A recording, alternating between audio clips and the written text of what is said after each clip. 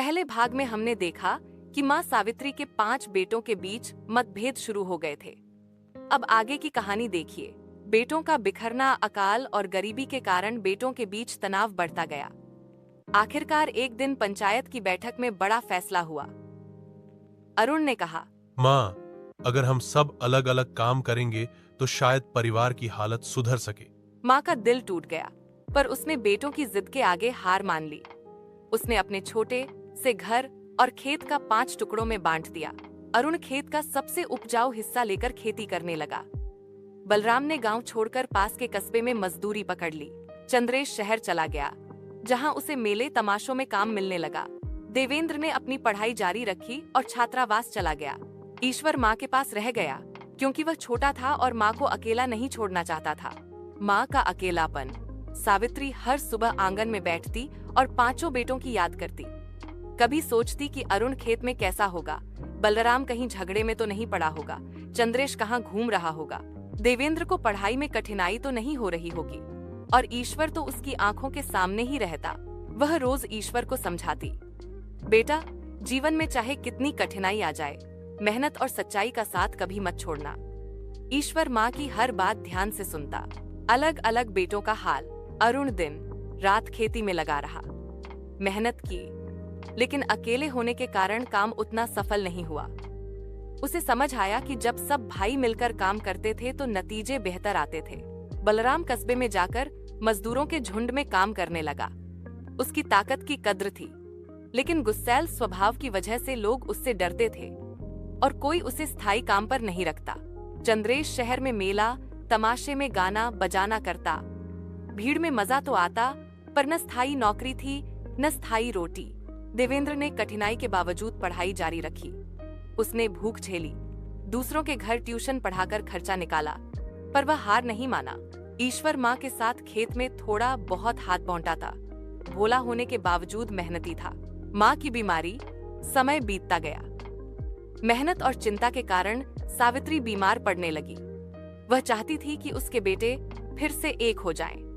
उसने ईश्वर से कहा, बेटा, तू सबसे छोटा है, तू ही अपने भाइयों को संदेश भेज, उन्हें बुला ला, मैं उनसे मिलकर कुछ कहना चाहती हूँ। ईश्वर दौड़ दौड़कर सब भाइयों को खबर देने गया। अरुण, बलराम, चंद्रेश और देवेंद्र माँ की हालत सुनकर तुरंत घर लौट आए। अंतिम शिक्षा। माँ ने अपने 5 बेटों को पास बिठाया। उसकी आवाज कमजोर थी, पर शब्दों में गहराई थी। उसने 5 लकड़ियों का एक गट्ठर मंगवाया और बेटों से कहा, इसे तोड़कर दिखाओ। सबने कोशिश की, पर कोई गट्ठर नहीं तोड़ सका। फिर माँ ने लकड़ियां एक एक करके अलग की और बोली, अब इन्हें तोड़ो। सबने आसानी से लकड़ियां तोड़ दी। माँ ने आंसू भरी आंखों से कहा, बेटा, जब तक तुम सब साथ रहोगे, कोई ताकत तुम्हें हरा नहीं सकती, लेकिन अगर अलग अलग हो गए तो दुनिया तुम्हें ऐसे ही तोड़ देगी। मेरी यही अंतिम सीख है, हमेशा मिलजुल कर रहना। बेटों का परिवर्तन। माँ की बातों ने सबके दिल को झकझोर दिया। अरुण को समझ आया कि अकेले मेहनत बेकार है। बलराम ने महसूस किया कि उसका गुस्सा परिवार को तोड़ रहा है। चंद्रेश ने जाना कि मौज मस्ती से जीवन नहीं चलता। देवेंद्र ने ठाना कि वह पढ़ाई के साथ साथ परिवार की भी जिम्मेदारी उठाएगा। ईश्वर तो पहले से ही माँ के करीब था। उसने वचन दिया कि भाइयों को जोड़कर रखेगा। सबने मिलकर माँ के पैरों पर सिर रख दिया और वचन दिया कि अब कभी अलग नहीं होंगे। माँ की खुशी। सावित्री की आंखों से आंसू बह निकले। यह आंसू दुख के नहीं, बल्कि संतोष के थे। उसने महसूस किया कि उसके 5 बेटे अब जीवन की असली शिक्षा समझ गए हैं। धीरे धीरे बेटों ने फिर से एकजुट होकर खेत संभाले। अरुण और ईश्वर खेती करने लगे।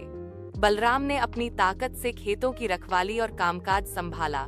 चंद्रेश ने गांव में मेलों और व्यापार से अतिरिक्त आमदनी शुरू की, और देवेंद्र ने पढ़ाई पूरी कर अफसर बनकर परिवार को नया सहारा दिया। कहानी का संदेश। सावित्री का परिवार गांव में मिसाल बन गया। लोग कहते, देखो, यह वही परिवार है जो कभी बिखर गया था, लेकिन माँ की सीख ने इन्हें फिर से जोड़ दिया। सावित्री ने अपने जीवन के अंतिम वर्षों में शांति पाई। वह अक्सर कहती, बेटा, धन धान्य से बड़ा धन है भाईचारा। अगर परिवार साथ है तो कोई मुश्किल बड़ी नहीं। निष्कर्ष। यह कहानी हमें सिखाती है कि एकता ही सबसे बड़ी ताकत है। गरीबी, दुख और कठिनाई सब पर विजय पाई जा सकती है।